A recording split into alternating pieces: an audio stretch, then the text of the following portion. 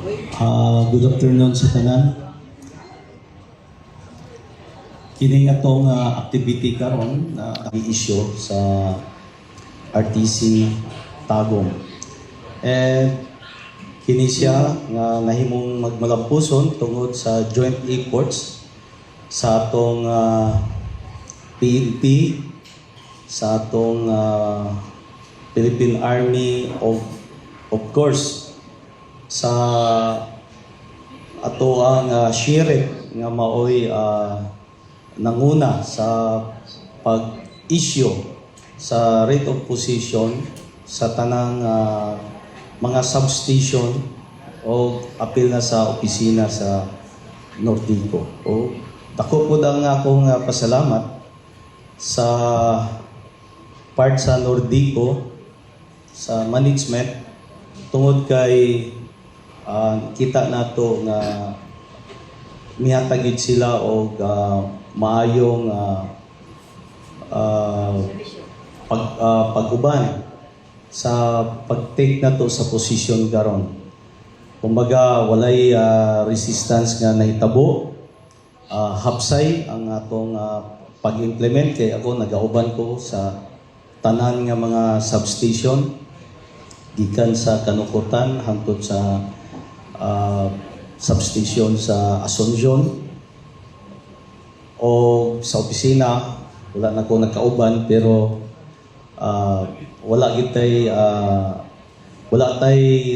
na report nga atong nadawat nga naay mga violente nga nahitabo, naay mga pagpugong o unsa. So dako ang ato pasalamat sa partisipasyon sa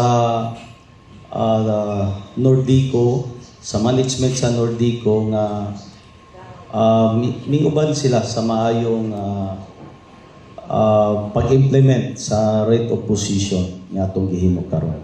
So alang sa katawan sa Davao del Norte, mao na ni ang dugay natong gipangandoy nga ang probinsya sa Davao del Norte, District 1 of Davao del Norte, including Island Garden City of Samal, nga makabaton og igong supply, sufficiente nga supply sa kuryente,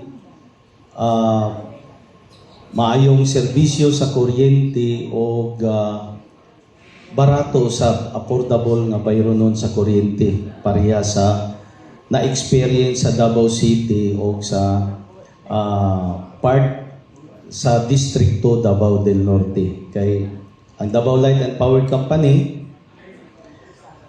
from Congress to Senate hearing, ilang gi-promise nga kung unsa man ang serbisyo nga ilang gi-provide sa Davao City and part of District 2 in Davao del Norte, the same services nga madawat sa District 1 Davao del Norte and Island Garden City of Samal.